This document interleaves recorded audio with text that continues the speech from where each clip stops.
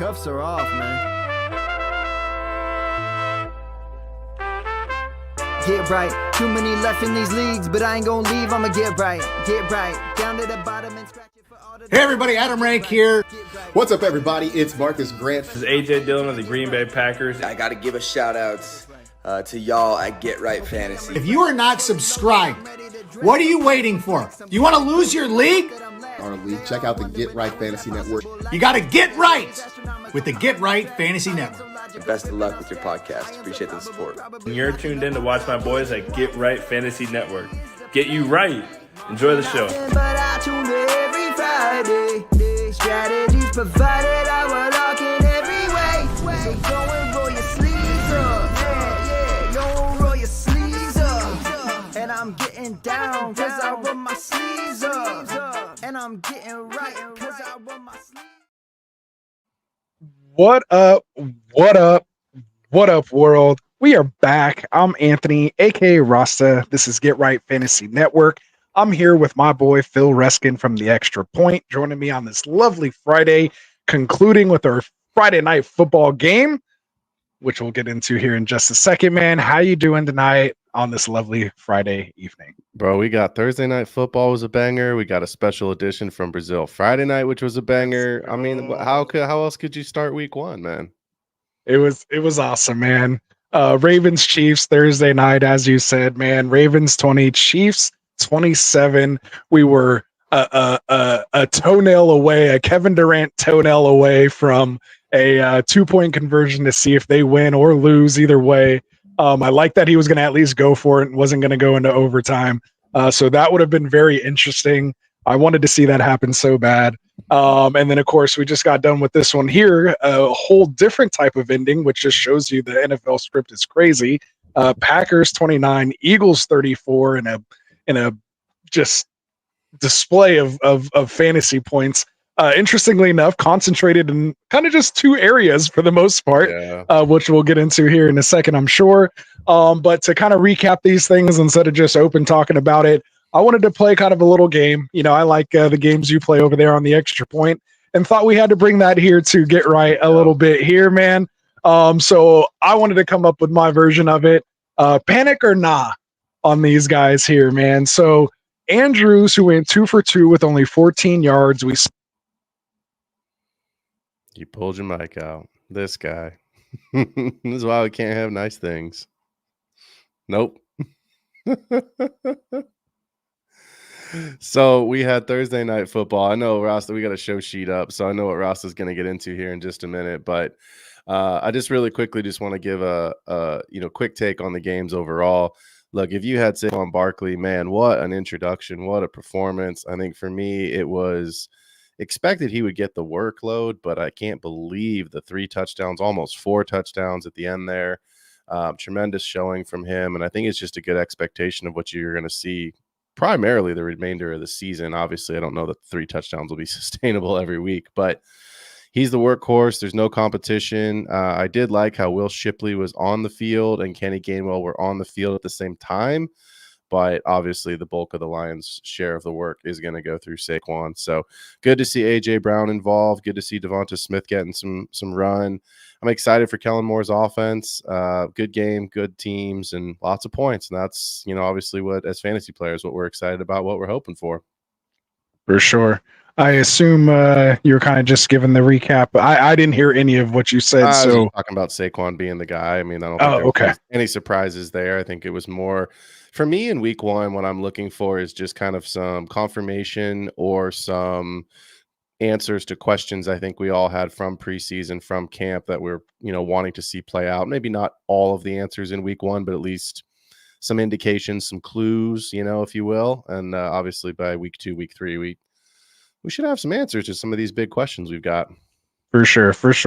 So I'll try to get back to this whole panic or nah. Maybe I'll edit that whole section out. I got so excited, of course, ripped out the cord. But so as I was trying to say, and we'll get into the Saquon thing too, so that conversation will be continued. But Mark Andrews, man, 2 catches, 2 targets, only 14 yards, man. Isaiah Likely goes off.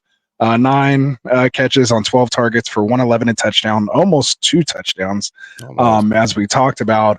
So are you panicking or nah on Mark Andrews? No, I'm not panicking, and I think there's a couple things really quickly to consider. Number one, he was in a car accident 2 weeks ago. Regardless of what the severity of that car accident was, it clearly shook him up. He missed some practice time. And then this week, he was limited in practice. So I don't think it's carrying or stemming from the car accident. I do think there's something going on with him internally. And at the end of the day, Harbaugh came out. A lot of people in the media came out and said, expect them to run a lot of 12 personnel. And we talked about it all offseason. Who is the wide receiver 2 for the Ravens? Because it doesn't look like it's Rashad Bateman right now. No. Right? Devontae Walker wasn't even active. And so, I mean, they showed you pretty clearly, like, Lamar's going to run it. And I think Isaiah, like, I want to invert your question. I'm actually more excited for what likely could become. I think he ends up finding a role. So I do think you can play both of them. It's not wise. It's not going to be something you want to do, but outside of Flowers and Lamar's running ability, there's nothing there. So I think it's Andrews and likely coexisting, and I think they can coexist. And like all things, it's week 1. Let's not overreact. Mark Andrews Right. He's fine. That's what we're here to do, right? This is our overreaction check, segment here for you guys. It just didn't go the way you wanted it to go. And you know what? Not every player in week 1 is going to blow up, and then all of a sudden, you know how the season goes. It's going to be just fine. For sure. So that kind of leads me to the next point.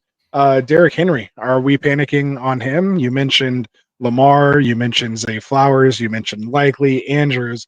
Not once did I hear you say anything about King Henry. Are you panicking or not on Henry? I'm not panicking on him either, for the simple reason of what I saw. Again, I mentioned this a couple seconds ago or a minute ago too, right? Like, I want to know some answers to questions.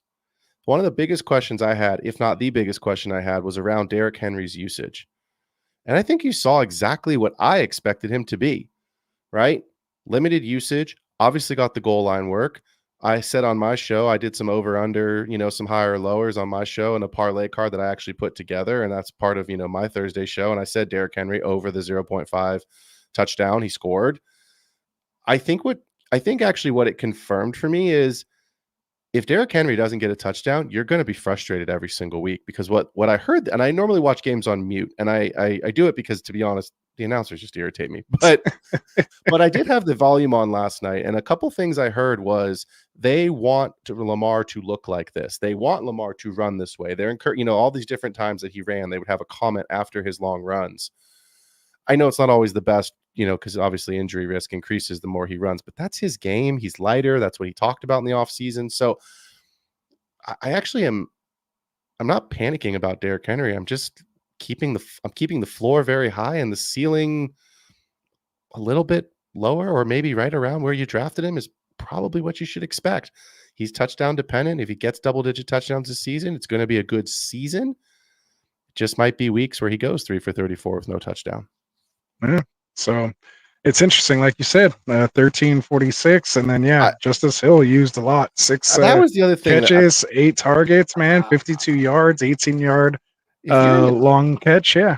If you're in a dynasty league and you've got Justice Hill, and you've got him on one of your dynasty teams, been holding him forever, right? Yeah, just stashed on your bench.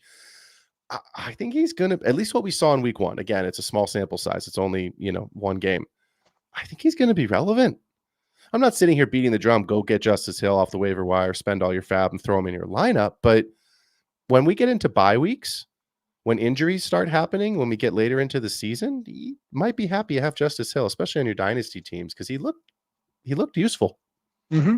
Now, the one thing you have to remember is this just the same role what was going on between Henry and Tajay Spears in Tennessee, right? We saw that last year when Tennessee was close game or out ahead. The few times they were, he had great games, finished top 15 or better, right?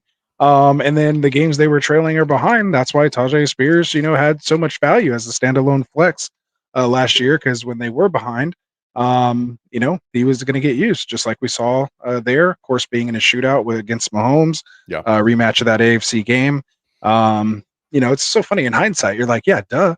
Of course they're Justice Hill's going to play, right? But I mean, I think we were all shocked while it was so close and early, the usage there. So that just shows you they have a clear rotation that they want to do. Maybe keep them fresh, expecting and keep Mitchell's on the pup to start the season. So I expect him to get worked in once he's released from the pup and on the active, on the game day sure. So it's still early, but yeah, I think for at least 4 weeks, he'll have some relevance. All right, I got 2 more here, so I know we're getting a little long-winded with it, but we'll try to power through it here. But again, this is why we're here. We're here to talk football with you guys, man. If you guys do have questions, comments, make sure you drop them in the chat. So my next panic or nah player is going to be Travis Kelce, man. Again, both Andrews and Kelce, drafted his top 3 or 4 tight ends. 3 for 3, only 34 yards, 1 drop, which was kind of crucial at the time. Yeah. And then you had guys like Noah Gray going 3 for 3 for 37. And then, of course, we saw, Rice and Worthy get worked in here, which we'll talk about here in a second. But, are we panicking or not on Travis Kelce? Not panicking on this one either. I think it's the same thing that you've heard all offseason. Travis Kelce's going to be used in the most important times. Their goal is to win another Super Bowl or 2, and then I think he's calling it a career. Yeah, so he kind of said 2 years. He just released something. He just said that today, talking about 2 years left and blah, blah, his age, his contract, etc. It all lines up, right? Who knows what'll happen with Taylor Swift. But I'm not panicking. At the end of it all, it's still Kelce. It's still the go-to for Mahomes. It's just Mahomes didn't have a great night. I mean, that was the truth of it. If you look at Mahomes, right, I played against Mahomes in my main Dynasty league, and I think he put up, and it's a half points. That one's a 4-point format. I think it was 15.3. So it's probably 18 or 6 point. Yeah. I mean, so it wasn't a great night throwing the ball. So no, I'm not panicking on Travis Kelce. All right, there we go. So last one here involves the game we just watched here tonight, a kind of late add to the show sheet here. But are we panicking or not on these Green Bay wide receivers after this Jordan Love injury? Where do we stand right now? Well, let's see what happens, and let's see it looks like a high ankle sprain. Okay. It didn't look like his knee. Now, again, we just saw, I don't remember who it was, but poor kid, I can't remember his name, but one of the kids on Hard Knocks, the Bears running back, the kid that was going to medical school, whose name escapes me now off the top of my head, but had kind of just a normal tackle and didn't look that bad. And all of a sudden he tears his ACL, right? Oh, it's Tariq Cohen? No, not Tariq Cohen. It's just one of the kids from this season. But anyway, let's see what Jordan Love's injury is. He walked off under mostly his own power. I think the one thing had 2 coaches there next to him. He had his arms up. He had his arms up. Yeah. No stretcher, no cart, right? So right. That's good sign. Somewhere in between there. Yeah. And a long week. It's not like you're playing 2 extra days. A couple extra days. I think the challenge for me, and this is, again, it's one sample size, is Jaden Reed that guy? Or was just this week Jaden Reed's week? And then next week it's Dobbs. And then the week after it's Wicks, right? That's what we've been, which is almost kind of what we expected, right? So I'm not shocked, either. Yeah. Like I was just, Watson got his touchdown, which I was happy about. As you go, you guys know I'm highly invested. Red zone target, missed a potential other one. I think that earlier in the game where he slipped, just barely missed it there. So he was that close to a 2-touchdown game. Yeah. So this is kind of what we expect, out of these guys. Dobbs was targeted in key situations, things like that. So yeah, I mean, these guys are going to be involved. I mean, I was actually surprised to see Bo Melton and Dontavian Wicks involved and get as much targets as they were getting. And they were playing sometimes when Watson wasn't on the field, which was almost shocked me. I don't know if that's because they're kind of, still maybe easing him in. It is the first, he's one of those explosive guys. They don't want to just go crazy with his hamstrings, right? Like all this kind of stuff. Yeah. Maybe that's part of his process. And part of what the solution is to keep his, hamstrings. Maybe he is kind of on a pitch count or something like that. Right. So again, week 1, this is what we're looking for. And questions that we'll see. So yeah, we'll definitely got to keep an eye out on this Jordan Love injury. It is definitely going to be a topic here throughout the weekend. So obviously we wish the best for fantasy purposes, because again, this was a shootout, man. I mean, 70-yard touchdowns, 50 yards. I mean, this is just great, man. This is what we want to see, man. Football's back. It is back. Baby. All right. So we'll continue to move on here with our next segment. I stole this actually from the Extra Point. Literally just straight up this time. Not even just the idea or the concept of a game, but just literally took the exact segment. And since I have the man here himself, didn't even ask me to borrow it. Didn't even ask, I just threw it on the show sheet and I was like, I know he's going to be down. Like, what's he going to say? No. So I'm flipping the script on him today. We're bringing here legit or bullshit here to the show. So Xavier Worthy, 2-touchdown game, limited usage. Is he a must start in 2 wide receiver and or 3 wide receiver leagues moving forward? No. I think to me it's bullshit, and it's. I'm going to say this really quickly. I have been down on Xavier Worthy in Dynasty. I'm all over him in best ball. What I saw last night confirmed what I believed. He's a big play guy. The touchdown rate will not be sustainable. The problem is the answer to the question of is Xavier Worthy legit was not answered last night because he scored 2 touchdowns on 3 touches of the football. And that to me is a problem, right? He ran 1 time for 21 yards. He was 2 for 3 for 40 something yards and a touchdown, right? Or whatever his numbers were. So all of the Xavier Worthy truthers out there are going to go, see, I fucking told you. I told you he was that. I told you he was that dude. I'm him. And all the people that are concerned about Xavier Worthy are going to go, he didn't have any usage. If he doesn't score those 2 touchdowns, he had a disgusting night. He would have had atrocious fantasy night. And the jury's still out. The answer to the question has not been revealed. Yeah. Well, what we did see on the flip side of that, Rashee Rice comes out balling, right? My question to you, legit or bullshit, should Rashee Rice have been drafted as a top 5 wide receiver ahead of Justin Jefferson and AJ Brown? Top 5's heavy for me, so that answer to me is bullshit. But the legitimacy of the question is, after that tier break behind AJ Brown, we saw him ball. I did write this question before I saw the game tonight, just for the record. Sure, but I would still have AJ Brown there anyway, right? But okay, would you take Rashee Rice over Drake London, Garrett Wilson, Puka Nacua, that next tier of guys that were going at that 1-2 turn? We haven't seen those guys play yet this weekend, obviously, but as of last night, what I saw is, regardless of the answer to that question, Rashee Rice is that dude for Kansas City. He's their guy. Yeah. Talent, role, attached to Mahomes, Andy Reid offense, designing these touches, 7 catches on 9 targets for 103 yards, didn't even get in the end zone and put up almost 18 fantasy points. Imagine when he scores a touchdown or 2. If those touchdowns didn't go to Worthy and go to Rice, maybe he is that top 5 guy, at that point, maybe that changes the question. So good stuff there. We'll see what happens with the Rashee Rice. If you grabbed him, and you probably had to pull him early, we were talking about by the times the real drafts rolled around, you weren't getting him in the 7th round anymore. So hopefully you got him. Hopefully you plugged him in, and he got you just a nice game, especially in PPR. So last question I have for you here, legit or bullshit. Saquon should have been drafted as the RB2 behind Christian McCaffrey, given the offense he's part of, the offensive line upgrade that he has, and his talent and skill level as far as the ceiling we've been able to see him reach with attached, of course, to Jalen Hurts. Obviously, we saw a receiving touchdown today, 2 rushing touchdowns, several explosive plays, and he didn't even really hit a home run yet. And that's just what he was able to do in a pretty normal workload. So legit or bullshit, is Saquon should be the RB2 or should have been the RB2. I thought I had a sneeze there, but apparently it won't come out. That's why I went a little longer. I kind of tried to give you an extra second. Yeah, my face gave it away there. Legit. And I say that quite simply. Yes, we just saw a monster performance. We haven't seen Gibbs or Brees, have a JT, have a CMC, have a run yet, Bijan. But you have no competition in the backfield. Whereas you do have CMC doesn't have competition either, but you do have Tyler Algier.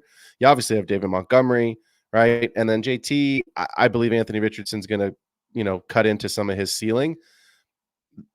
Saquon is, and still is for me, of the big 6, and I won't say dark horse because that's a little unfair, but he was of the big 6 running backs. He was my pick to be the overall RB1 this season because of that offense, Kellen Moore, the offensive line, the Eagles. So legit. Yeah, legit for me. There you go. 100%. Hey, that's spicy. I was trying to go for 3 for 3 there, and you 2 for 3. All right. Well, so we'll see. So good stuff, man. So that'll kind of just conclude. I mean, we could probably talk, 30 more minutes just on this whole show, just on these 2 games, just because this is all we've seen, and we've been waiting so long to talk football. But let's kind of move on. This is our start sit show here tonight. For those that are new to the channel, make sure you guys are hitting that subscribe button for us. And if you're already subscribed, hit that like button for us. It helps us out just as much. See a couple of you guys dropping some questions in the chat. Please continue to do that. We will have a live Q&A section here at the end of our start sit breakdowns. If you do want your question to be read right away and don't want to wait for it, and you want that answer here soon, you can always drop us a super chat, which will get us to basically kind of at our next break, get to your question right away. If not, and you do have to go, you can always just rewatch it tomorrow and, just get your answer there. But yeah, drop your questions, and we're going to, of course, go back and get to as many as we can here at the end of the show. So for those that are new here to Get Right Fantasy, Phil, you want to tell the folks kind of our show schedule, what we got going on here? Are you muted, or is it just me? Sorry, that was me. I was burning up in this room, man. I take my hoodie off. Oh, okay. Yeah, You're spitting fire. That's why I you're spitting fire in that last man, segment. Hot takes, boy. We got shows 6 days a week. You can catch Rasta, our boy Rasta, and Frank host Overreaction Monday show. That's at 9 p.m. Pacific. Also the week 1 recap, and they're going to be talking through the top waiver wire ads, getting it ready for week 2. On Tuesday, make sure you tune in at 7 p.m. Pacific time for our boy Tycoon hosting the Fantasy Boardroom. Wednesday nights at 9 p.m., Rasta and Frank are back to host the Roster Management and Trade Talk show, discuss the buy, sell, hold players you should be targeting. On Thursday night, it's your boy. It is me, Phil Ruskin, 4 p.m. Pacific time, as I host the Extra Point, leading right up to kickoff for Thursday Night Football. We're going to be doing Q&A. We're going to be doing DFS lineups. We're going to be doing some underdog over-under, that I like. And hopefully, if you guys are, please bet responsibly, but only bet what you can lose. But if that is a part of your fantasy portfolio, make sure that we get you right and get you some takes that hopefully will win you some money. Let's go. For sure. And for those of you guys who know and here with us here on Fridays, this was a little abnormal Friday with the Friday game. But starting next week, we will have still 2 different shows. We're going to break the start sit shows into 2 separate shows, 6 p.m. Pacific, 9 p.m. Eastern with Mike and Kendall. They'll kind of be there for you East Coast folks. Those weekly must start and sit players, going through those like we're going to do here tonight. And then just like we're here right now, a little later, but normally we'll be 8 p.m. Pacific, 11 p.m. Eastern. Phil and I are going to host part 2 of the must start sit show, going through the remaining games of that week, just letting you guys know who to start, who to sit. And then, of course, anything we can't answer on these Friday shows, because we're waiting for last minute injury, updates or holdout situations here. We will, of course, Mike will be with you Sunday morning at 8 a.m. Pacific to go through the active and inactive list, and he'll do a live start sit Q&A, and even throw in a little casual DFS lineup as well too. So again, make sure you guys are subscribed to us, hit that notification bell so you don't miss these shows when they drop. And we're here, we're live, we're always taking as many questions as we can. So yeah, and if you kind of want to get through some of this other stuff, check the description. We will drop the timestamps and chapters in there. And the links and everything are there from our boy Phil and our boy Kendall over at the tavern, and of course Tycoon at the boardroom. Just check out the description. And yeah, why don't you tell them again about the super chats, and we'll get this thing going. I think you're muted again. You're so kind to mute yourself while I'm talking. What the hell is going on with my stuff? I don't know, man. You're good on that. Auto muting or something. So anyway, super chats, apparently not super mute, but super chat. If you guys want to get your questions answered, immediate response, other than the live Q&A at the end of the show, go ahead and drop your questions in the chat. Be sure to include league size, type of scoring, PPR, half format, 4.6 point. We may not be able to answer all of them, but that super chat ones, we obviously will. You know what it is. It's time to roll our sleeves up. Let's get into it, man. I'm ready to talk about some of these games, sit, start, and obviously finish up the week.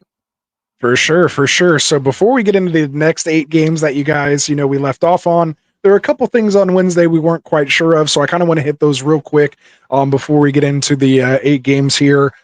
So kind of, from our Wednesday start sit show, the big information news kind of came out today with Jamar Chase. He's technically listed as questionable with rest and contract situation as the designation. From what it sounded like, he finally talked to the press today. Sounds like he's going to play pretty much. The thing that was interesting is we got kind of conflicting reports. It looks like he was quoted as saying like, "Oh, he'll be ready to play, but will be on kind of a limited, pitch count." But then I saw another report come out where it was like, "Oh, he's ready to go and to play a full workload if needed." Higgins was out. dealing with a hamstring injury that he got on Thursday. He's been listed as doubtful. I think he might have been upgraded to questionable there. So with that said, I want to ask you, are you starting or sitting Jamar Chase against New England if he is active, of course? I mean, you don't have a choice, right? Like Higgins isn't going to play. You drafted Jamar Chase in the first round, and I think you have to start him, and you just have to expect the ceiling could be pretty low in this first week. Makes sense. That's where it's going to be.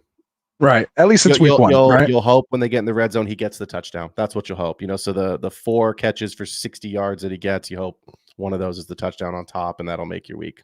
At least be okay to get started given the situation. Yeah, hopefully exactly. He gets signed. They say they're not too far off. So at least the things that are being said weren't like Ayuk, and he ended up signing. Like this all kind of seems positive. So we'll see what happens. As you mentioned, T Higgins is listed as doubtful. Doesn't sound like he's going. If he doesn't go, are you starting or sitting Joe Burrow?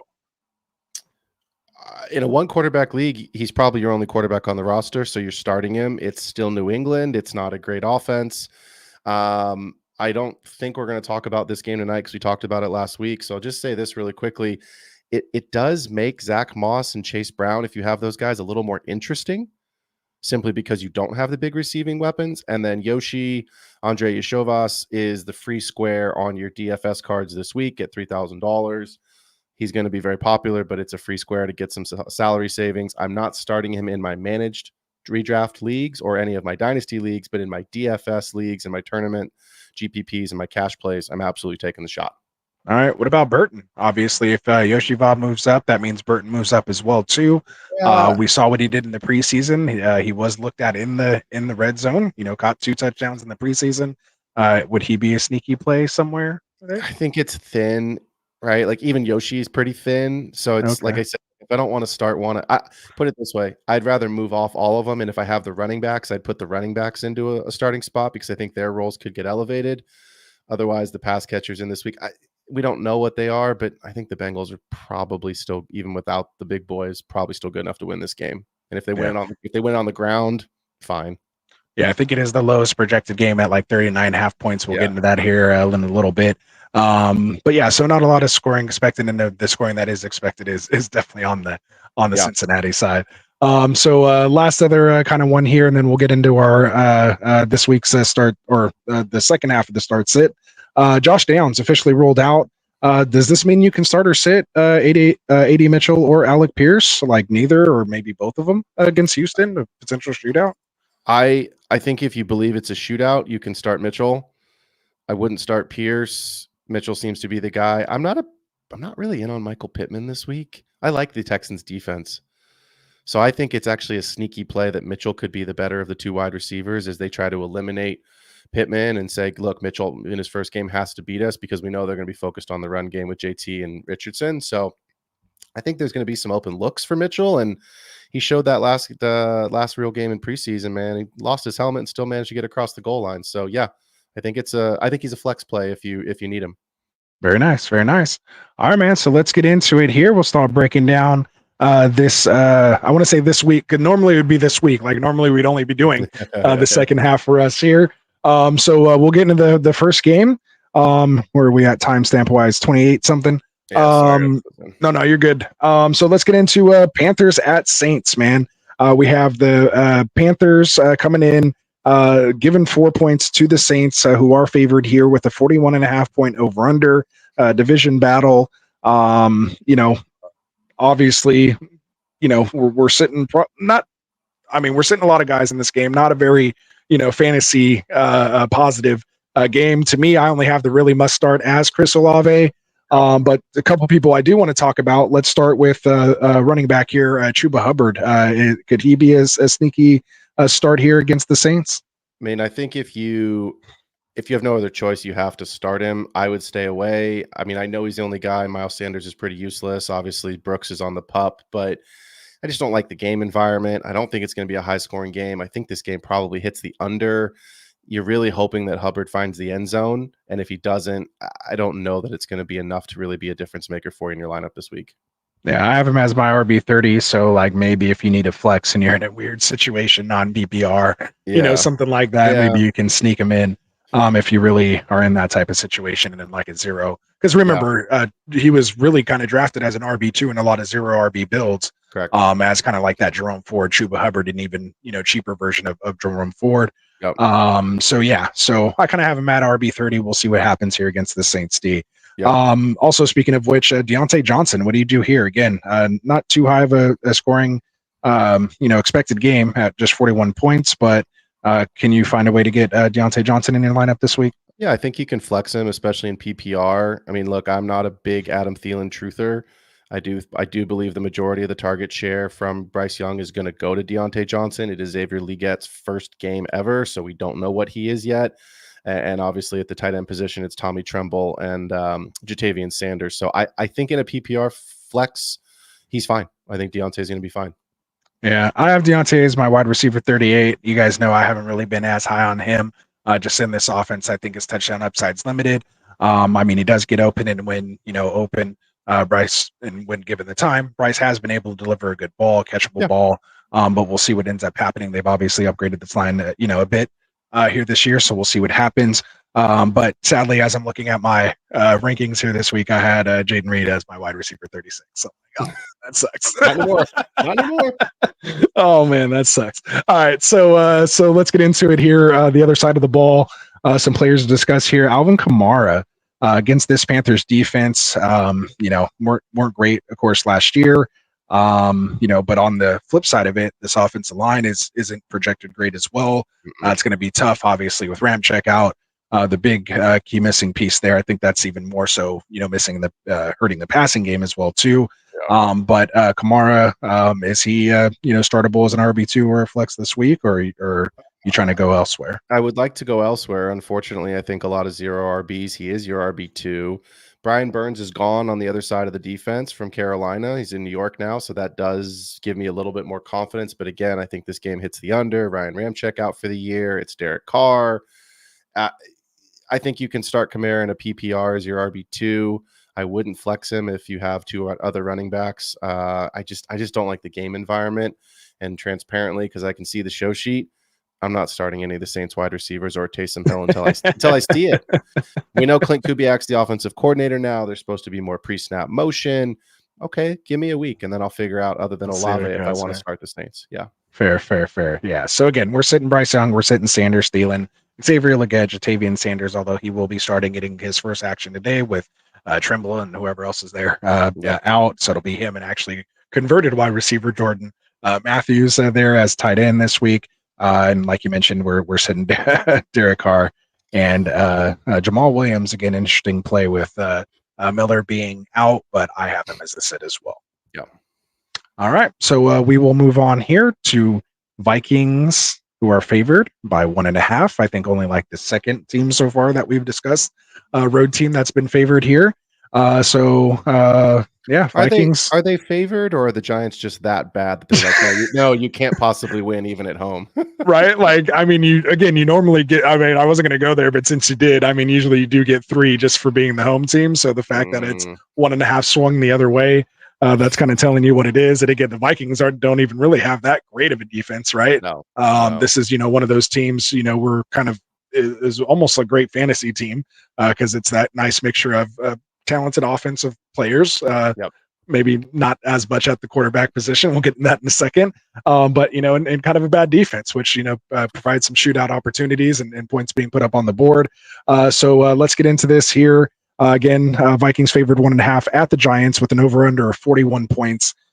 We have obviously the must start of Justin Jefferson. He's in your lineups regardless.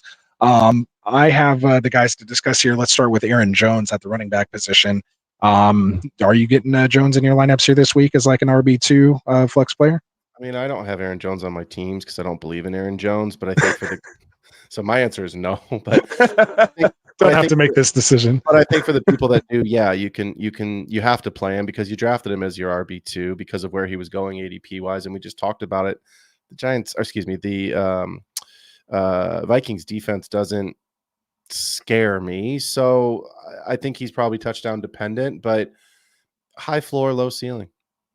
There you go. I actually have Aaron Jones as my RB19 and Alvin Kamara as my RB20 and half PPR this week, literally back to back in this game here. So that's kind of where I'm at. And what else we got here? Jordan Addison, ankle injury, obviously he was dealing with a couple weeks ago, has been limited, was upgraded here, but kind of came out earlier in the week. I think it was Thursday, yesterday, that it might have been a high ankle sprain that he's kind of dealing with here. So given that news, I mean, everything's saying and leaning towards he is going to be playing. Are you going to risk throwing him in as your lineup here as a wide receiver 3 or flex type player, or you want to sit him for a week and kind of see what happens in this offense? It's Sam Darnold. It's not a great game environment. I mean, these teams aren't very good, but at the same time, like, just because they're not good and they can't stop it doesn't mean they're shootout potential, because I don't think either offense can really score a ton of points. So it's hard for me to sit him because of where you probably drafted him, because he was such a screaming value given this potential suspension that we thought would come. He dropped a round or two, but the vibes aren't good. Okay.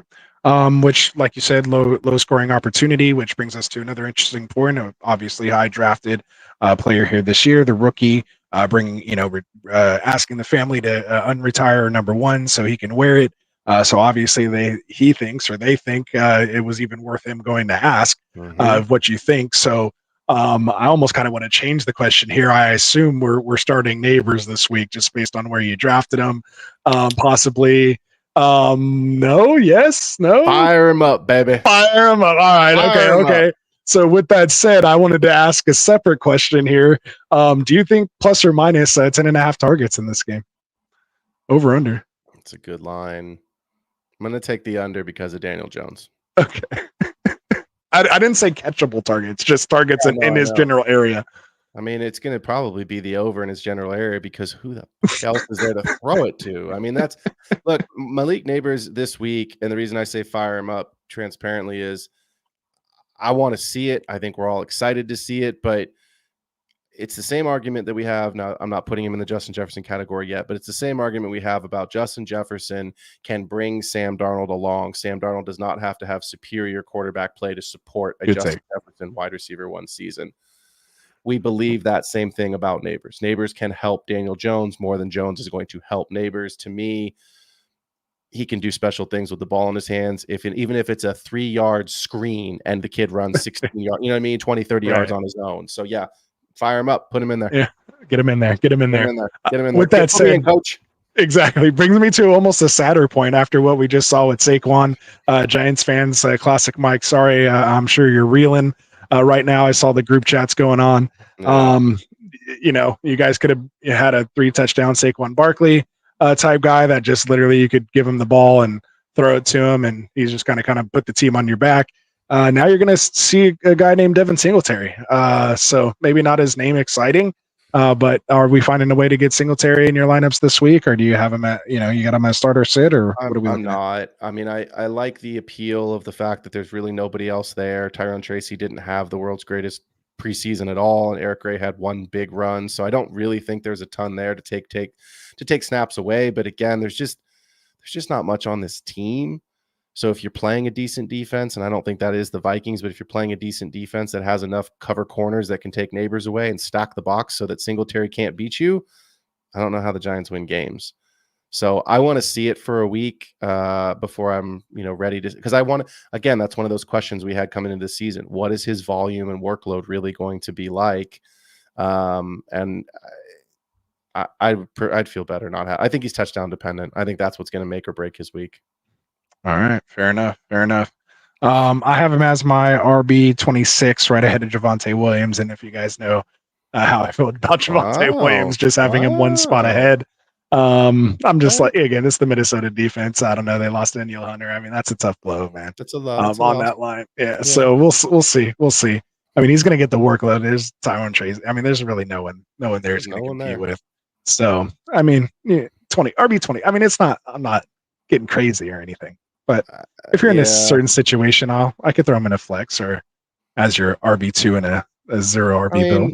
Dallas Turner went to the Atlanta Falcons. Oh, wait, he didn't go to the Atlanta Falcons in the first round. He went to the Minnesota Vikings. So he could be all right.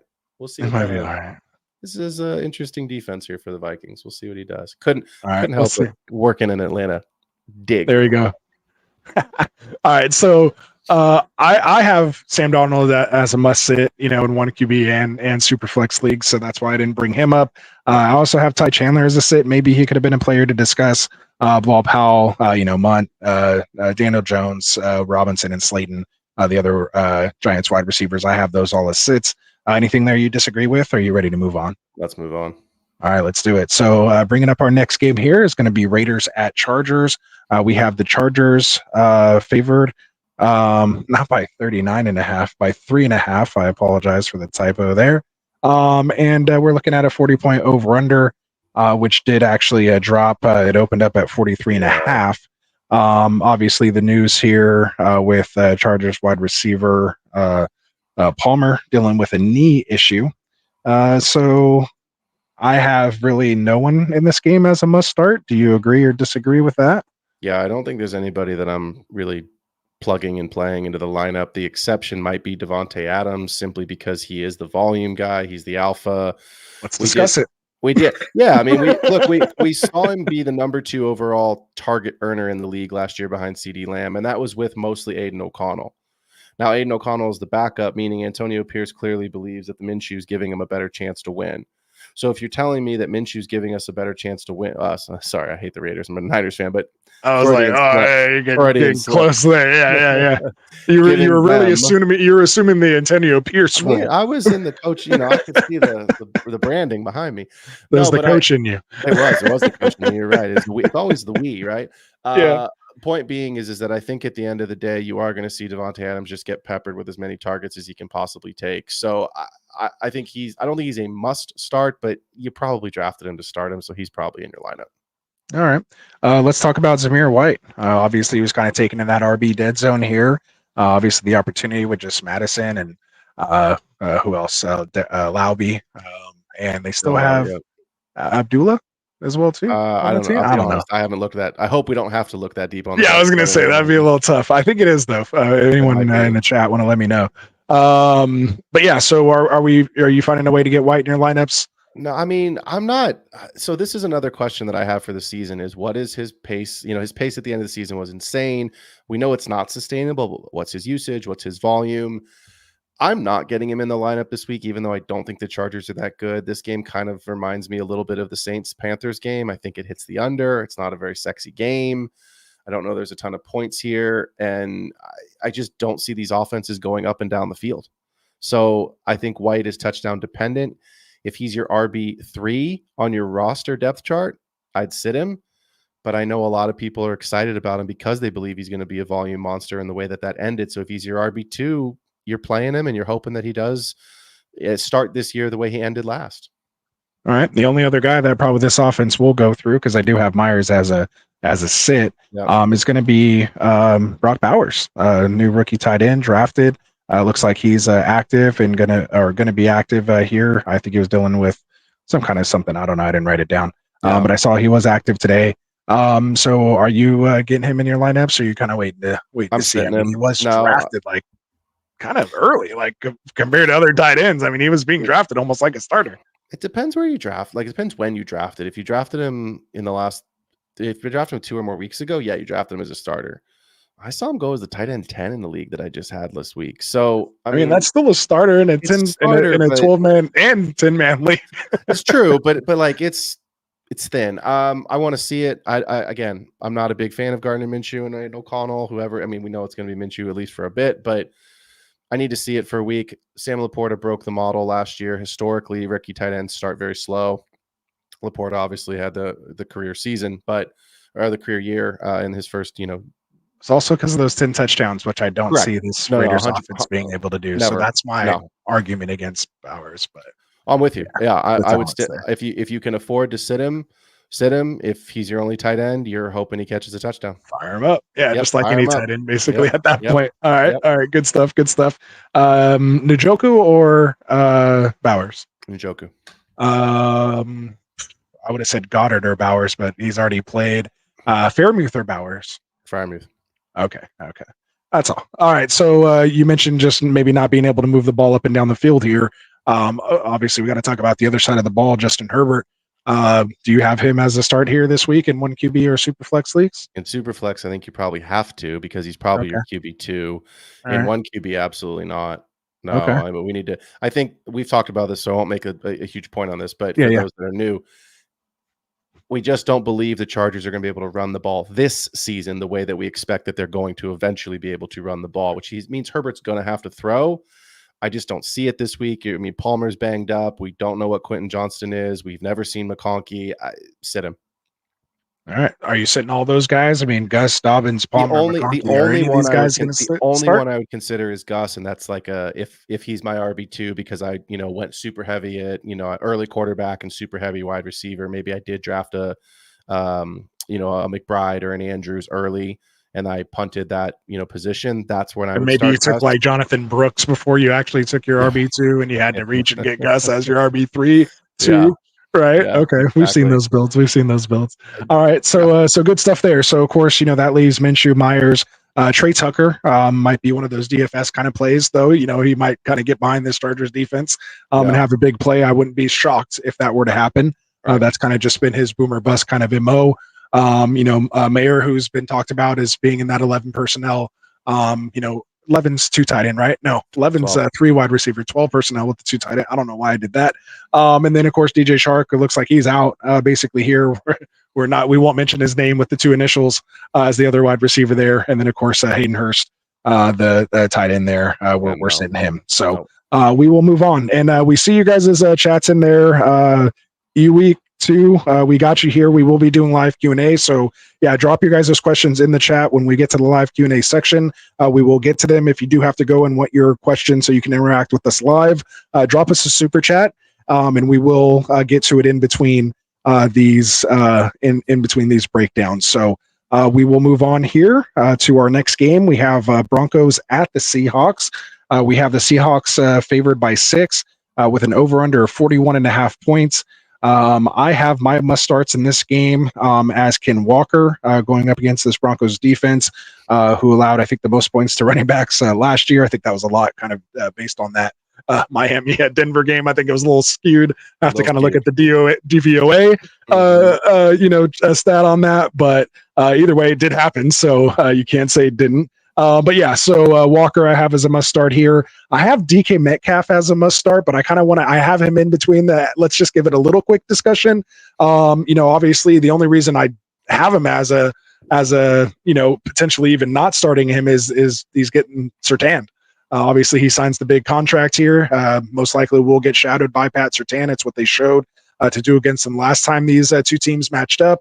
Has DK been able to grow? Will they put him in motion here this year with Ryan Grubbs, I believe, the new OC from Washington? Is it right? Am I right? I don't know. I got to get my coordinators correct. But yeah, the dude from Washington. So we're expecting a little more pass heavy, obviously, from what we've seen from Pete Carroll. So yeah, DK start or sit because of the matchup. Start in 3 wide receiver and 2. I mean, I would evaluate what you've got. I don't like the matchup, but look, it's DK. He needs 1 play. I mean, that's the truth. I don't remember the game, but it was a year or 2 ago. DK was like literally 1 for 71 and a touchdown. That was, and then so boom, there you go. 13 points. And it was like, oh my God, this dude did nothing the whole game, and then bang, 1 play, and you're like, well, there goes probably a 0. Yeah, it's all it takes. Yeah, all it takes. All right, so we'll move on here. Obviously, looks like Lockett, who is dealing with a thigh, he's coming in as questionable here. I have him as a sit, but I want to talk about Jackson Smith-Njigba. Are you kind of thinking of him as a flex or maybe even as a wide receiver 3 this week, or do you have him as a sit? I'm actually thinking about him because of the Lockett news. If Lockett were healthy, he's a sit for me because he's a question. He's one of those questions. What's the role going to be different than last year? New coach, new offensive coordinator, new scheme. They're at home, which is a hard place to play there in Seattle against a rookie quarterback. So JSN's interesting because I think he could catch you're talking about Surtain shadowing Metcalf. He could be open in some space here, catch a long one. I just don't know that the Broncos with Bo Nix and no receivers are going to be able to keep up.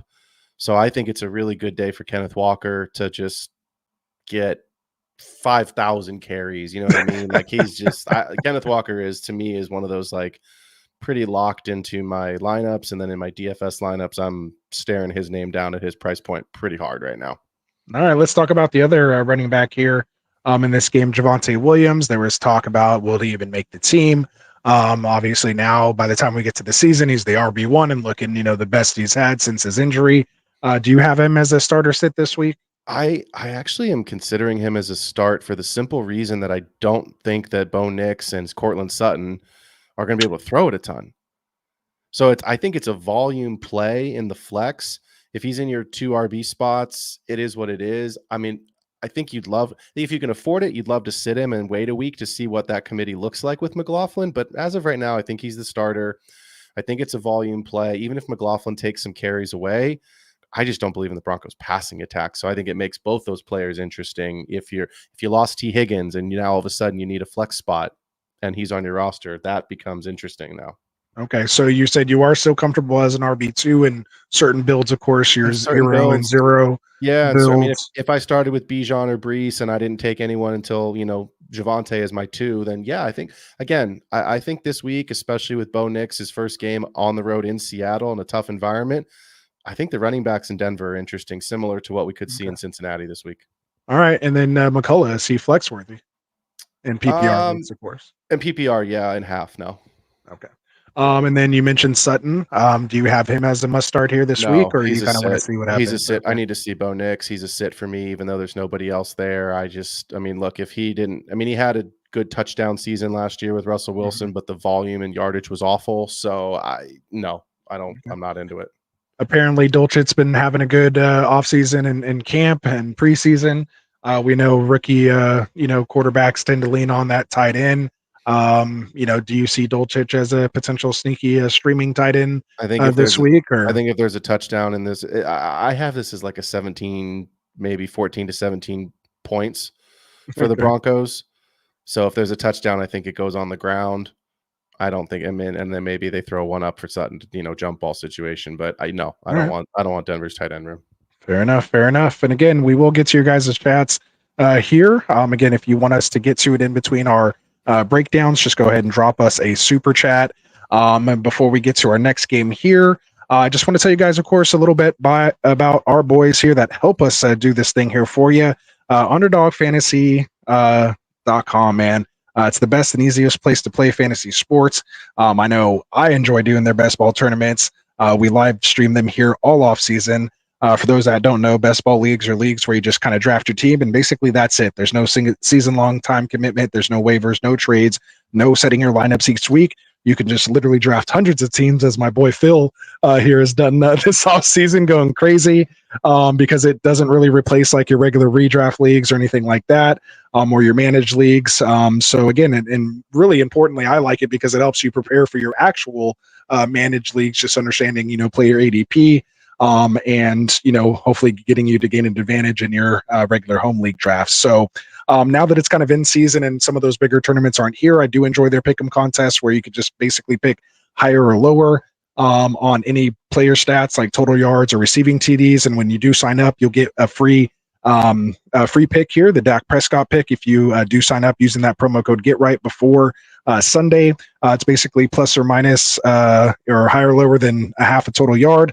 So it's basically a free pick there. So again, sign up using that promo code GetRight. You'll get that 50% deposit match, now up to $1,000 that they'll match you guys in bonus cash. And again, you'll get that special Dak Pick'em entry, and go start having some fun. Let us know, and of course, just play responsibly. All right, so let's get into this next game here. We have, what are we going with next? Cowboys Browns? Yeah, let's do it. Let's do it, man. Cowboys Browns. We have the do I have that right? Cleveland is favored by 2.5.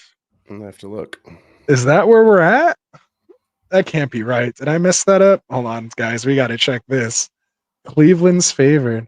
I guess they are the home team, so they're going to get 3. So I guess technically Dallas is 2.5. Cleveland 2.5. It is 2 and Cleveland 2.5. All right. Well, here we'll reset it, man. Cowboys at Browns. Browns favored by 2.5 with an over/under of 41 points. I have my must starts here as CD, Dak, and Ferguson based on where you drafted them.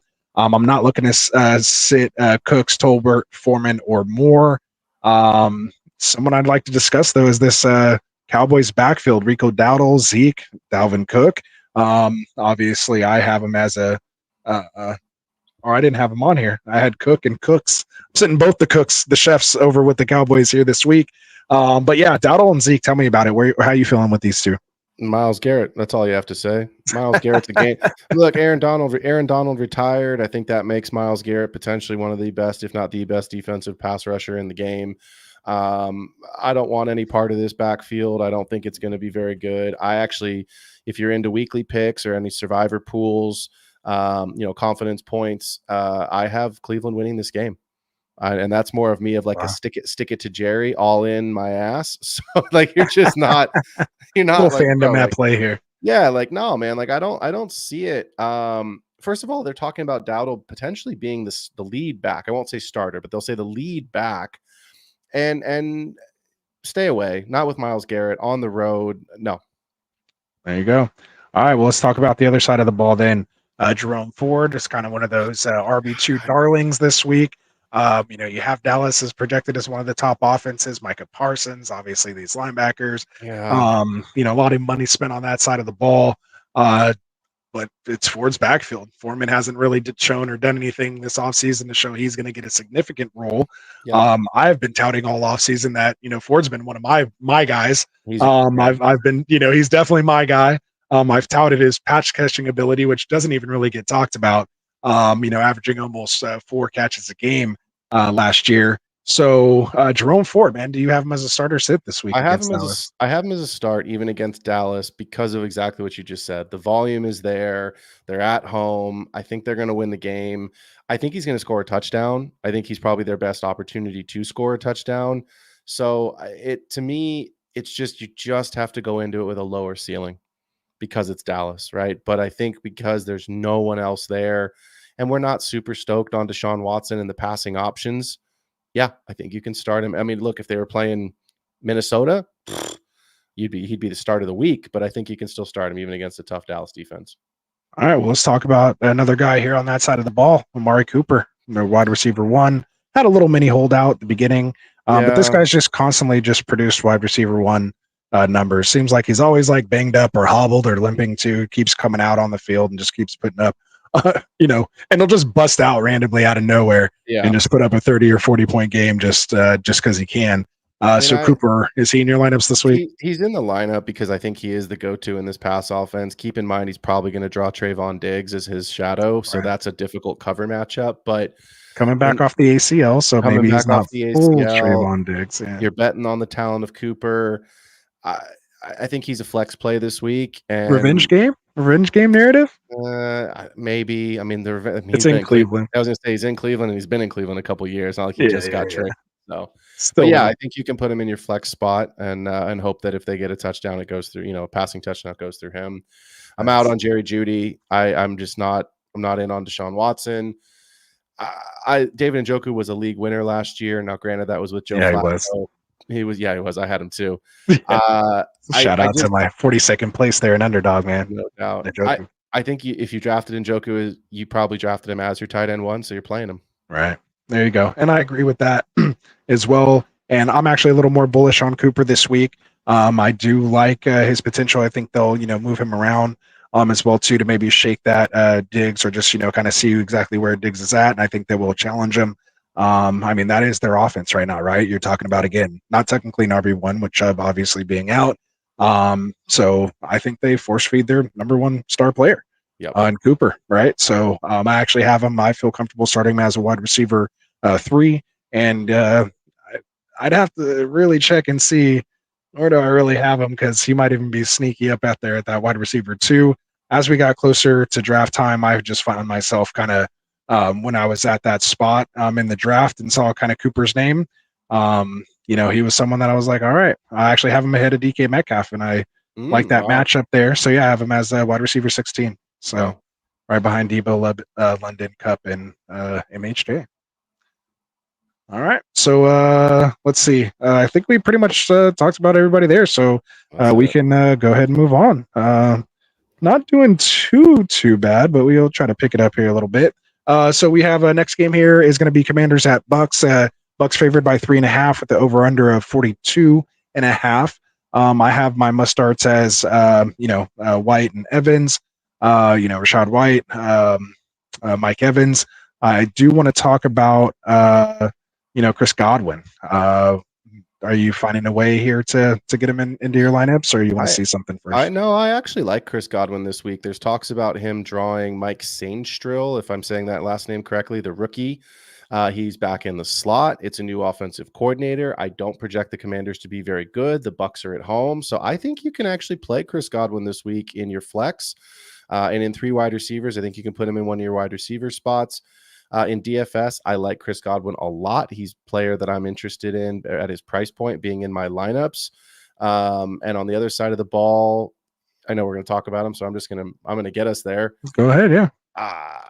I don't think I would play Jaden Daniels in my actual lineups unless it's super flex and you've drafted him that way. A single quarterback, I want to see it this week. But in DFS, it's 5,700. That price point's too good to potentially in a GPP.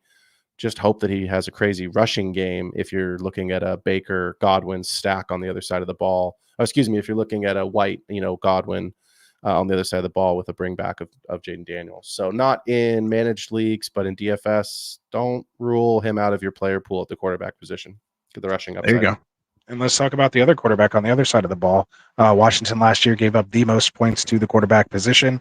Yep. Are you finding a way to get Baker into your 1 QB or Superflex QB or Superflex or QB2 spot? Superflex, he's in there, but on the 1 QB league, I'm hoping to go elsewhere because there's just some better game environments. I don't know if Washington's going to be able to keep up. But I think if you're a guy that, a manager who streams the position, you could stream him this week because the Commanders aren't very good. So I think this is the week to do it at home, opening week. People are excited about the season. There's good vibes around it. Yeah, I actually have Baker and Jaden Daniels 15-16 back-to-back. And I have him ahead of guys like Stafford and Geno and Purdy. Have those two ahead of those guys this week. And of course, Watson, Daniel Jones, it gets ugly after that. Yep. But yeah, so good stuff there. Let's talk about Brian Robinson Jr., another one of my guys. I have a lot of shares of him. Can you find a way for him to find some usage here against this Bucs defense, who's usually been pretty stout? Yeah, I don't want him this week. He's another one of those questions in the offseason. Is it going to be B-Rob? Is it going to be Eckler? Is Eckler the third down guy? Is it more of a timeshare? I need to see it before I throw him in. And again, you just mentioned it. I like the Bucs defense at home. I don't know that they're going to keep up. And if they can't keep up, that means they're throwing. And that's where we generally tend to see Austin Eckler on the field with the pass catching upside. There you go. And let's talk about Terry McLaurin. Obviously the departure of Jahan Dotson, who was playing tonight. Really nobody else there. I have both the Browns, Diami and Noah Brown, the new signee over there, as sits this week, along with Eckler, who you just mentioned. But Terry McLaurin, can he find a way into your flex or even wide receiver 3 spot and half? Yeah, I think start him because of the volume, right? And especially, like I just said, if the Buccaneers get out ahead and the Commanders have to throw, everything's going through him. To me, I've never been as high on Terry McLaurin as everyone else. We've never seen a wide receiver 1. He's had 17 quarterbacks in his career start for him. So this is hopefully the one with Jaden Daniels. We all believe it is, but based on volume alone, I think he's in there, especially in a negative game script. There you go. And I think I mentioned it earlier, but I had Jaden Reed as my wide receiver 36. Sadly, I actually had Terry McLaurin coming into this game one spot ahead at my wide receiver 35 this week. So I have him in that wide receiver 3 flex range as well. All right. So we're sitting Zacchaeus, we're sitting Ertz, Sinnott, Bucky Irving, Trey Palmer, Cade Otton. And again, I mentioned Austin Eckler. Anything else there you want to discuss, or are you ready to move on? I just want to say really quickly, if you are a DFS player in a cash lineup, Zach Ertz at $3,000, $3,600. I have to go back, but like pretty cheap punt play this week. If you're obviously loading up at the skill positions that can win you a week in cash, I generally like to punt the defense and tight end. Zach Ertz is in my cash player pool in DFS. There you go. All right, so we will move on here to the next game. We have the Sunday night football game. The game that was, I believe, on our thumbnail here tonight. Shout out to Classic Mike pulling out the fire thumbnails, man. They've been looking sweet lately. Keep it up, Classic. But we have Rams. It's getting late, guys. It's getting late. We got to hurry this thing up. See, turn into a pumpkin after an hour. Rams at Lions. We have Detroit favored by 4.5 with the 52.5 point over under. They're expecting a shootout in this game. Should be pretty easy to talk about this one. We're basically almost kind of starting everybody, obviously. Start them all, baby. With a 52.5 point over under, man. Get any piece of this game you can. Kyron, Puka, who is dealing with the knee, obviously okay. Goff, Cup, Gibbs, who is dealing with the hamstring, he's good to go. Amon-Ra, Laporta. We're finding all these guys a way to get them into our lineups for sure. There's no question. I'm sitting guys like Corum, Demarcus Robinson, Parkinson, Khalif Raymond. But there's a couple guys I want to talk about here, man. What do we do with Stafford, Demont, and Jameson Williams? So Stafford, again, 1 QB leagues versus Superflex. Where do you have him? Superflex, he's in my lineup because we expect this game to be a shootout. It's in a dome. It's in Detroit, so it's not obviously it's an away game, but it's kind of a home game for Stafford. He knows the building. He knows everything that's going to happen in that crowd environment, so I think he can handle it. I worry a little bit about his back. I know he's been kind of carrying this back injury here these last 10 days. The vibes have been fine. It's not like there's, concern, but it's Stafford. He's going to slug it out and he's going to be just fine. I'm not probably starting him in 1 QB, just even though I love the game environment, I love everything about it. I'd rather start Jared Goff. You know what I mean? Like if Stafford's in my team, if I have a 1 quarterback roster and Stafford's on my roster, he was drafted as my QB2. I'm playing whoever I drafted as that high-end quarterback because I probably drafted Josh Allen or Jalen Hurts, a guy like that, and came back with Stafford super late. Right. That makes sense. And yeah, so for me, I actually just made the move as you were talking to actually move Jared Goff ahead of Joe Burrow. So I moved him up to my quarterback 8 this week. I do have Stafford, as I mentioned earlier, behind Baker and Jaden Daniels at QB 17. The thing that worries me that I didn't hear you kind of talk about here is this Rams offensive line. That's the only thing that kind of worries me going up against a fantastic pass rush with the Lions, man. Obviously, we saw what they did against the Niners. You and I, of course, saw that firsthand in an amazing NFC Championship game last year. But they have some wreckers on that side of the ball. Hutchinson, of course, a couple other guys. It worries me. Will Puka and Cup be able to develop routes downfield? Is it going to go to a quick, check game? Will Kyron be used as a little dump off? Maybe Corum does get in there as like a 3rd down type role. So I am interested to see this game. I think it's going to be awesome to watch just as a fan. But yeah, so if you can find a way, of course, to get Stafford in your lineups, I couldn't get him in my top 12. But I definitely have him as a solid, QB2 or super flex this week for sure. Again, in this potential shootout. All right. Anybody else Jameson Williams. We got to talk about JMO. Start him. Start him? Get him in there? Start Monty. Right. Xavier Worthy factor? To make you a little more comfortable after seeing Worthy go off, right? Yeah. Yeah. Look, there's 2 truths. Guys aren't conditioned yet. There's 2 truths that we know about the Lions, the Rams right now.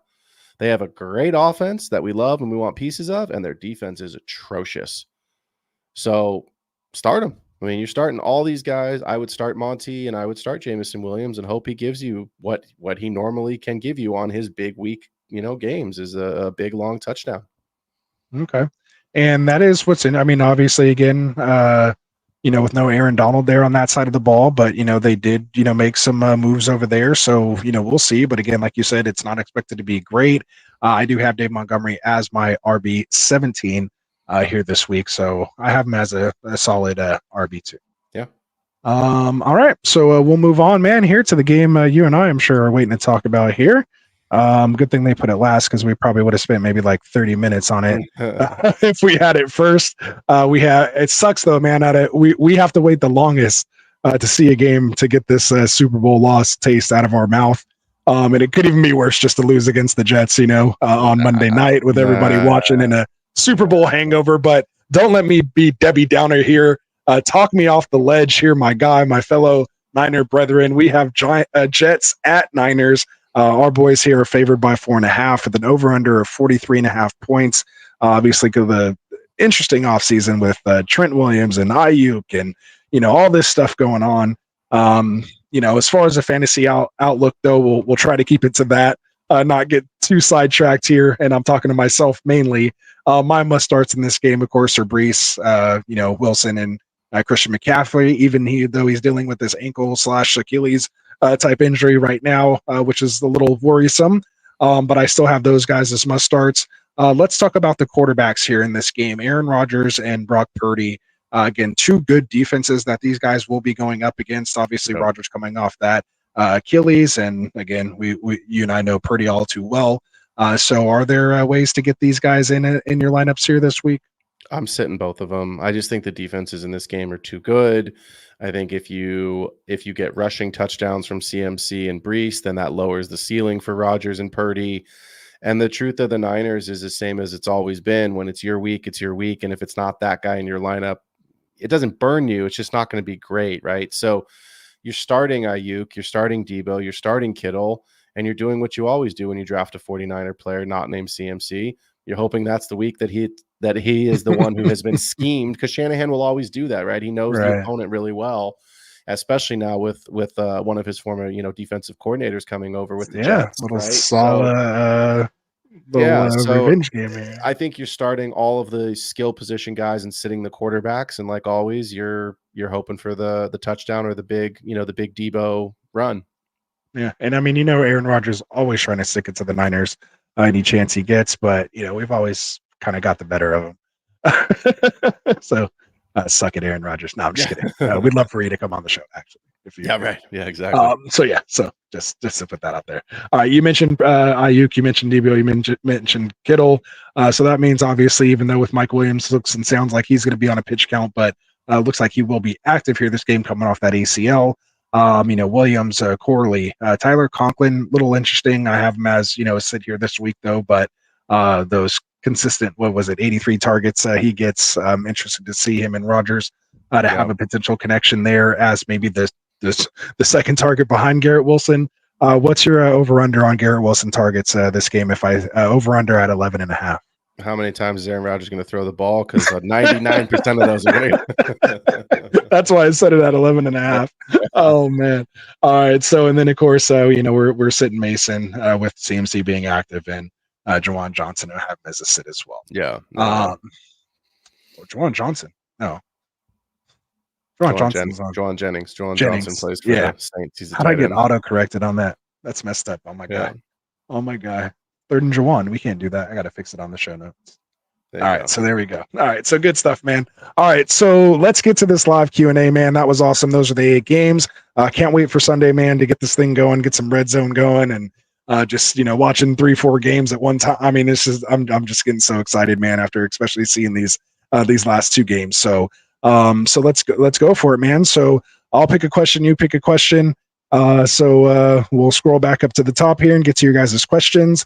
If you do have any other questions, make sure you drop them in now, and we'll try to get to as many as we can before we call it a night. It is getting a little late here. So we have Josh here in the chat saying start Caleb or Dak. It's a 16-man PPR team. His team's Dak, Caleb, Achane, Zeke, CD, DJ Moore, Njoku, and Tank Dell. So you starting Caleb or Dak in that situation? I'm still starting Dak. I know the matchup's a little bit, I won't say easier for Caleb, but I think it's rookie player, first NFL game. Dak's been there. He's done it even on the road in Cleveland. I'd still start Dak.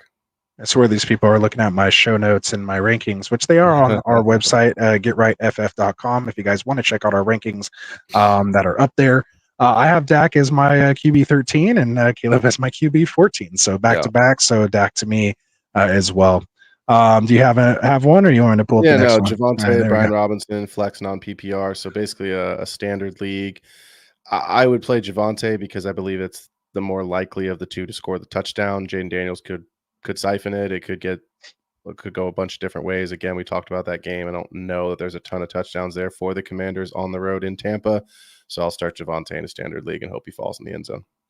If he's going to score a touchdown, it has to be like on the first drive. They have to just get like a good game script and get it in there and just get a nice rush in there for Brian Robinson.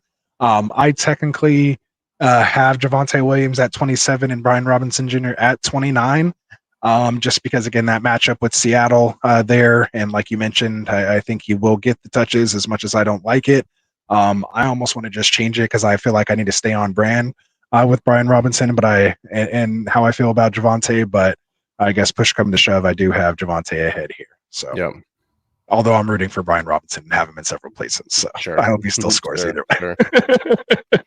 So we'll go to the next question here, and you can look for the next one here after Johnny's.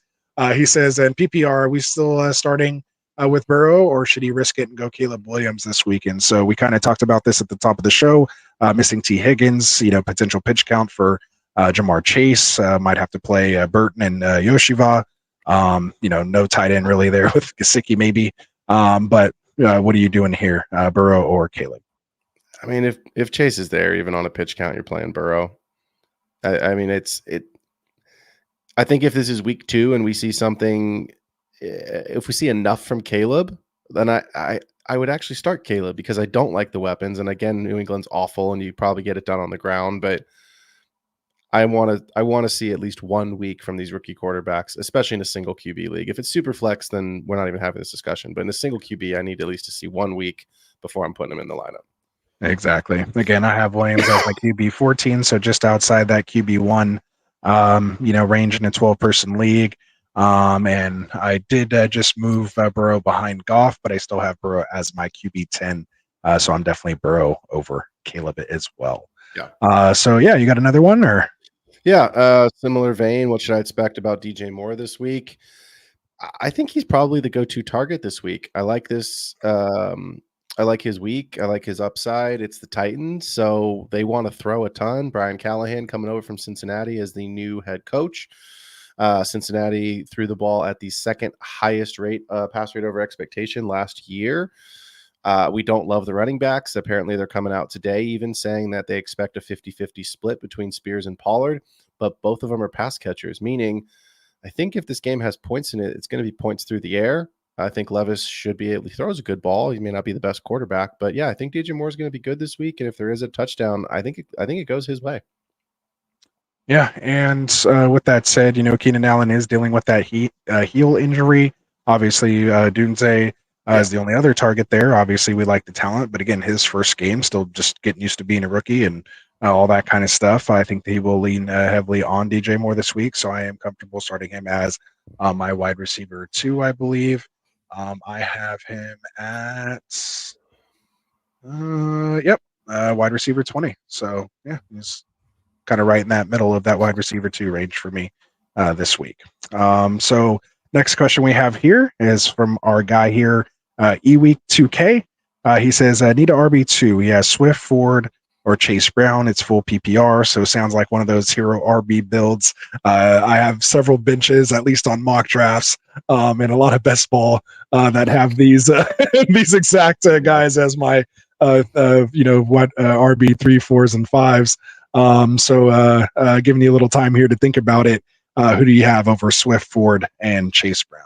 Yeah, I mean, as much as I love Jerome Ford, the Cowboys defense, I mentioned him earlier when we got to that game. I think he still is a start based on a volume play. But if you're looking at an RB2, I think Swift has the most upside against Tennessee versus Ford. Even with that volume, the Dallas defense is a much better defense than Tennessee. I would. It's close, but I think I would probably play Swift.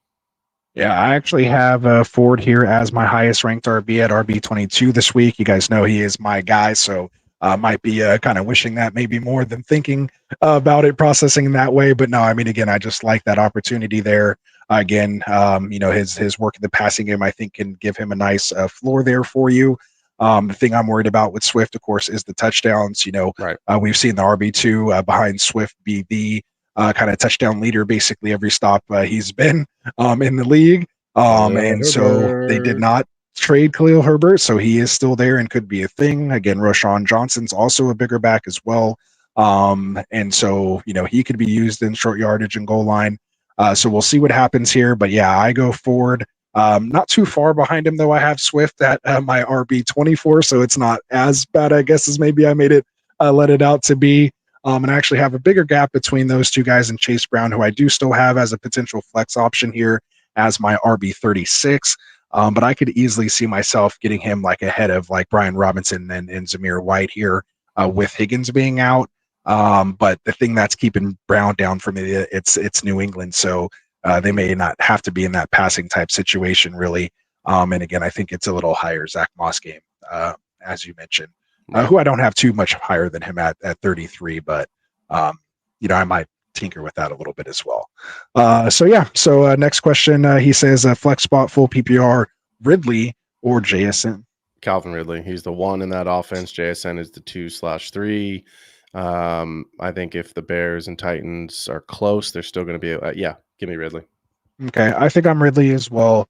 I would like to consult my sheet, but my thought process is just basically what you said. Now, had Tyler Lockett been out completely, or for some reason he is ruled out late, let's say that happens last minute. Shout out to Classic Mike at the Active and Active show on Sunday mornings. If he ends up being out and we have the same question, Ridley or JSN, would that tilt it for you a little bit? It depends. I mean, Jalen Johnson's probably going to be covering Ridley, I would think. We still don't know what DeAndre Hopkins' status is. He says he's playing, but I haven't heard something definitively that says like he's full go and I know he's active, but what is his health status? If Tyler Lockett's out, it does flip it to JSN. Okay, there we go. Wanted to get that out there for you because I'm high on JSN. I'm actually higher on JSN. I don't think I have much Ridley just based on where he's going, and I try to make a little rule for myself this year to not just draft guys on bad offenses. Like it was just a very simple, basic thing that sometimes when you kind of do this too much, you get caught up in the numbers and all this other stuff. Sometimes it's just as simple as just draft guys on good teams that are going to put up points, and sometimes that's all you need. So go ahead. Yeah, could Jaleel McLaughlin have a big day because Bo Nix has checked down Charlie? I just don't. Seattle's defense is still really good. We don't know what that's going to be. So could he have a big day? Maybe. Will he? Probably not. I'm really, really interested in this game to see what his usage is and snap share is compared to Javonte and what that looks like going forward. All right, there we go. And we talked about it earlier, so I won't stick up too much of that. But as you probably saw in the screenshot that I sent in our group chat, Jaleel McLaughlin, 40% owned on Underdog, my number one drafted guy on Underdog. So if he hits big guys, you guys might be seeing a lot more of me doing this basically all day long would be awesome. So Robert, when we were talking about the Washington game, we actually did not mention Luke McCaffrey, the brother of our guy, CMC over there. No Luke McCaffrey love this week, Phil? No, not yet. I mean, it's the vibes and the camp reports haven't been good. Then all of a sudden they trade Jahan Dotson and it's still not good. And then this week it's like, oh, he's in the starting lineup and he's number 2 on the depth chart. Well, let's see what it looks like because it's Terry McLaurin and then fill in the blank. There you go. We got Wicked in the house. What's up, Wicked man? He says, had to show these well-informed bearded gentlemen some love tonight. I can't believe I'm actually included in a conversation that says bearded gentleman, which is why I had to bring this comment up. So my first time ever in my life growing out basically any facial hair. I've been in sales my whole life, so it's always been the clean shaven, kind of everyday type of look. I've had like a goatee or a chin strap here and there, but not this full on beard. So appreciate that. All right, enough of that. Let's see. What else do we got? Do you have another question in there? I see there's a couple more. This is not because I got a shout out. This is simply because I wanted to bring this up. Please do. On my show on Thursday night, I went through Underdog, higher or lower, and I had 6 bets that I gave my take on. Travis Kelce was my free square, obviously, is just a half of a yard. That was a hit.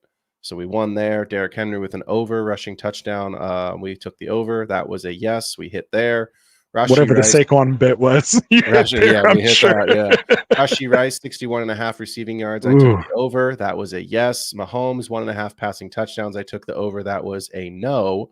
Saquon, anytime TD score. I took the over. That was a yes and yes and a yes. And Devonta Smith on the last play of the game, 11.15 fantasy points. We took the over. That was a yes. So 5-1 this week. Nice. If you played that card, hopefully hopefully you did, and you can Venmo me a couple bucks for a beer. Appreciate you. There we go. Throw us a super chat, man. We'll get there. Have a coffee on you guys now. Good stuff, dude. That's fire right there. Make sure you guys keep checking that out. Yep, So we got Danny in here, man. Go ahead, read it off. And Danny, hopefully you hit that subscribe button for us, man. We'd appreciate it. Swift or Mostert in full PPR. Give me Mostert. Even in full PPR, give me Mostert. Yeah. The game environment, the Dolphins offense, he's still the starter. Let's go, Dolphins. Fire it up. Give me Mostert all day.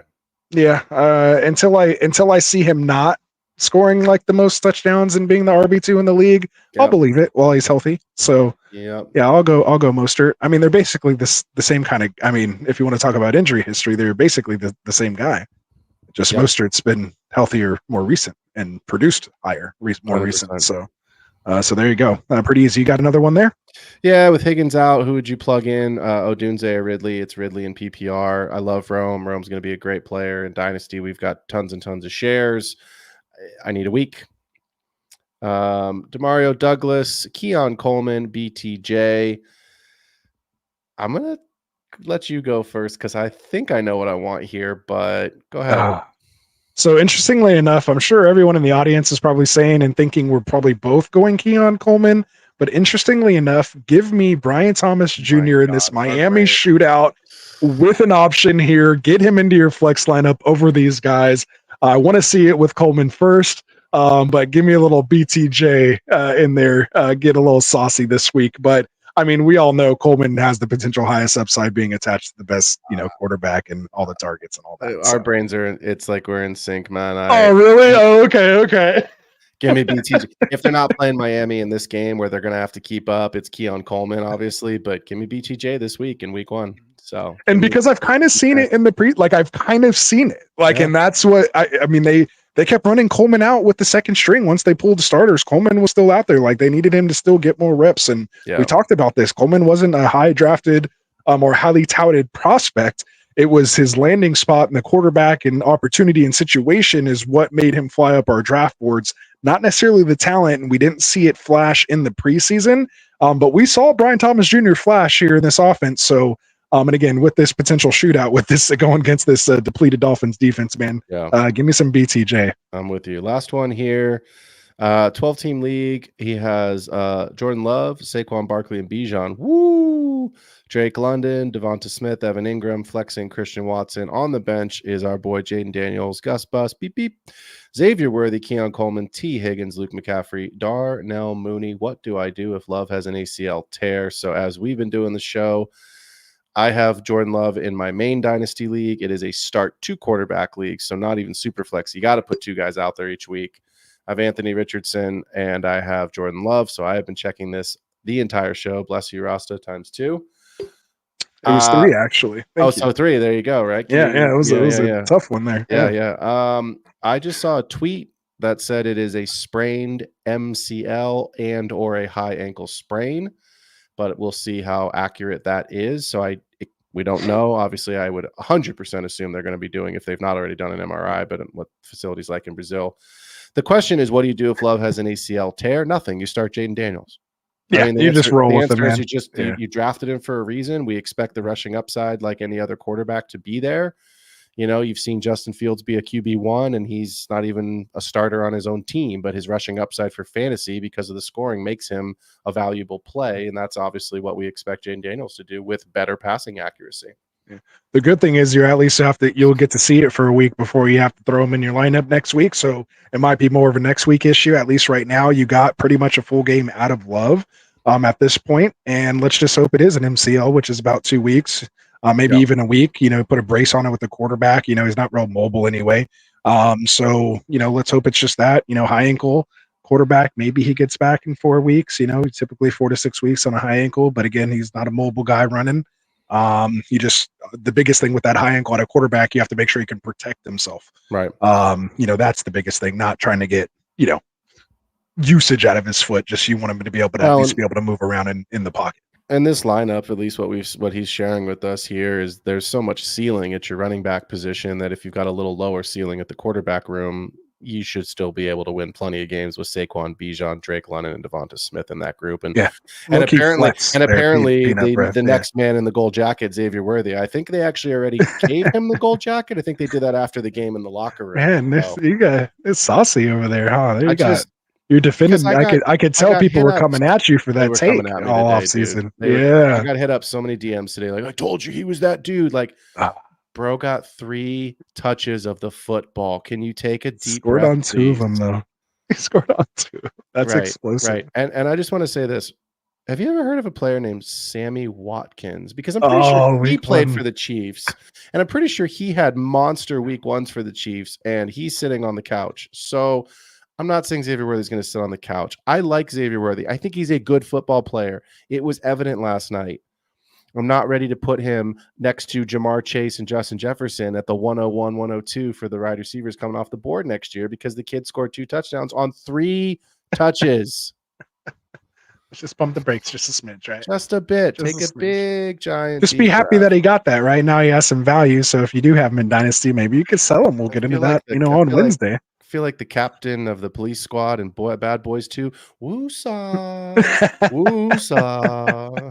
Yeah, well, I think it was actually Martin Lawrence is who was doing that, right? Well, I think they're all doing it at some point. Yeah, at the end point. Yeah, I think everyone was doing it. Yeah, over there saying you got to go woo-saw something. Yeah, yeah. Good stuff. Yeah, man, that ages us, especially if you're talking about like. I'm sure you're talking about that's the original Bad Boys. Like that's not even was that Bad Boys 2? Oh, Bad Boys 2. Bad Boys 2. The OG Bad Boys is anyway. Even older, right? So anyway, just aging ourselves here a bit. Sorry, guys. Wicked said he loves the controversy. Let's go, Rasta. So there we go. Yeah, we're not going to always just agree over here, although it is going to be interesting because Phil and I do think a lot alike. So whereas Classic and I were usually kind of on 2 sides of the coin, which makes it interesting. So when you and I do disagree, it's always a good little conversation that we have. So I'm looking forward to it here this year. So last news, and we didn't talk about this actually at the top of the show as far as updates from Wednesday. The big thing lingering here, and make sure you guys tune in on Sunday to Classic's active and active list. This is going to be one of those big news items. Is Russell Wilson going to be active dealing with the a calf issue that he's dealing with right now? So are we picking up Fields right now just to see? Maybe this is something that Peanut Butter here. Do you go pick up Fields in this situation if Love is out? Let me make this very, very clear. Okay, and Kendall's not here tonight, so I'm going to say something about him really quickly in a positive way. I have never seen a man plant a flag as hard as I have seen him plant something on Anthony Richardson. This dude is in on Richardson. I think you have to call your shot and be very confident if you're going to go pick up Justin Fields off the waiver wire, because that means you're dropping someone. And whoever you're dropping in week 1 is still a player that you drafted. It's not like this is someone you picked up off the waiver wire you can drop later. If you drafted TJ Hawkinson and forgot to move him into your IR spot and you have a free square, sure. But no, this offense doesn't project well. It's Arthur Smith. They don't have a ton of weapons. He's terrible, but it's still like a top 12 QB. I know. It's not. Just last year. I like Atlanta's defense, and Atlanta's at home. No. Yeah, that defense is a little better this year. Yeah, stay away. But maybe more specifically for Peanut, if we do get news by the time waivers run, and that's who's out there, maybe you take a flyer on him. Let's say someone like, Cousins. I mean, was he drafted a lot in 1 QB leagues, you think? Maybe someone like Cousins might be on the wire. Like, would you take Cousins or Fields, like the upside with Fields, or would you take a more potentially solid, safer QB in Cousins or Cousins type? So here's the question. Cousins is the starter. What if Russell Wilson is fine and all of a sudden next week it's like, oh, the calf's good to go? He's still the starter. He's getting his job right back. Okay. I mean, Justin Fields has to set the world. Put it this way. I believe the only way, if Justin Fields is a starter because Russ is out, I believe the only way he is the starter next week in week 2 is if Russ is hurt or if they just straight up go win the football game. And I don't think they're going to win the game. I think Atlanta's going to win that game.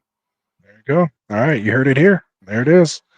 All right. Well, good stuff there, man. I forgot the other scrolling banner across the bottom. You guys can get a few minutes of that while we do this here, man. But Phil, again, I appreciate you, man, for coming out here. with us tonight. Of course, that live Q&A section was brought to us by our boys over at TrophySmack.com. So if you are looking to celebrate your fantasy football championship with, a ring or a belt, a chain, one of those Kirk Cousins chains, or just a regular old trophy that's all customizable, make sure you guys go check out the link down in the description to TrophySmack.com. Check out all the different customizable options that they have and take your league to the next level. And when you do, make sure you use that promo code GetRight. And it'll help support the channel, man. Get yourself another one of these. Again, make sure you're hitting that subscribe button for us as well, so we can get closer to that 2,000 subscriber mark. So again, we appreciate all you guys doing that there. So the drill, Phil. I'm going to turn it over here to you, man. Again, appreciate you, coming and joining here with me tonight in this new schedule. I'm looking forward to it here this season. So tell the folks, though, what you got going on over on your channel, where they can find you and all that good stuff. Yeah, so obviously I'm a part of Get Right. Ross and I will be here every Friday night holding it down with these sit-start matchups. West Coast, Best Coast. But you can find me on Thursday nights at 4 p.m. during the season. That's 4 p.m. Pacific, 7 p.m. Eastern time. And I will be taking you through DFS, Best Ball. If that can work, my show is very, very in the offseason, heavily Dynasty. If I can work in some trade targets during the season of guys you should be looking at on the Dynasty, through a Dynasty lens, I'll obviously do that. If you've got questions about your Dynasty roster, certain things you're thinking about, where should I be looking for some value? Should I be doing some trades? You can DM at P Ruskin on Sleeper. I will always make sure to either feature the question on the show or get back to you on my own time. And the sad part, Rasta, I don't have a show this week. I will be traveling for work. So I am, but the good news is I told this to the folks on my show the other day. I'll make the announcement here. I am working to add an in-season podcast only that would be available only on Spotify and Patreon. And that'll probably release on Tuesday nights. So that'll be just totally different content, separate than what you'll get on the live show each and every Thursday. So hit that like and subscribe button. You can catch me at the Extra Point on 4 p.m. Pacific on YouTube. Obviously, you can you can also listen along on Spotify and Patreon. There you go. So trying to up our little production game there just a bit. So that's good stuff there, man. Again, love having you here on Get Right. Of course, make sure you guys do support all of our channels here. Make sure you guys go check out Kendall's channel over at the Fantasy Football Tavern. The links are down in the description. And of course, our boy Tycoon over on the Fantasy Boardroom. Other than that, man, you ready to call it a show? I think we're right at that hour 38 mark again from the last time. So we'll try to button it up, but man, that was a good show. Sure. I enjoyed it. A good one. I'm going to be up for like 16 more hours until they release a Jordan Love update because I need to know what's going on. I know what's going on. Start sending offers out, right? Here we go. Seriously. Fantasy is upon us, man. We got a little bit of everything, man. So here we go. All right, guys, from all of us over here at Get Right, man, hopefully you guys had a good first 2 days. Hopefully you weren't playing against Saquon and you had Saquon in your matchups here tonight. From all of us, man, from Dustin, for Frank, for Classic, for Tycoon, for Kendall, my boy Phil, and of course for me, Rasta. Hope you guys enjoy your Friday night.